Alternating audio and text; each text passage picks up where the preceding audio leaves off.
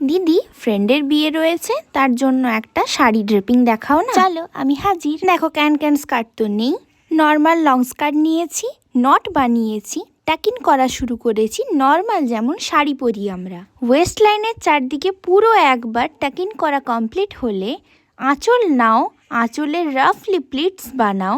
এবার টুইস্ট করে কাঁধে ফেলে আঁচলের লেন্থটা মেজার করে নাও। এবার বাকি ফ্যাব্রিকের আমরা ছোট ছোট প্লিটস বানাবো, বাট যেমন শিখিয়েছিলাম ফার্স্টের প্লিট সবসময় বড়, পরের প্লিটস গুলো ছোট ছোট। এইবার মেন টুইস্ট, যে প্লিটস বানিয়েছিলাম সেটাকে দুভাগে ভাগ করে পিন দিয়ে সিকিউর করে টাকিন করে নেব। আর কি, আঁচলের প্লিটস বানিয়ে নেব। স্লিম ওয়েস্ট লুকের জন্য আঁচলের ইনার বর্ডার কোমরের কাছে টেনে পিন দিয়ে সিকিউর করে আঁচলের জন্য পিন আপ করে নেব। আর কি, জুয়েলারিজ পরে রেডি হচ্ছি। এবার তোমরা যদি শাড়ির লিংক চাও আর জুয়েলারির লিংক চাও, আগে থেকে বলে দিচ্ছি এগুলো সবই অফলাইন পারচেজ।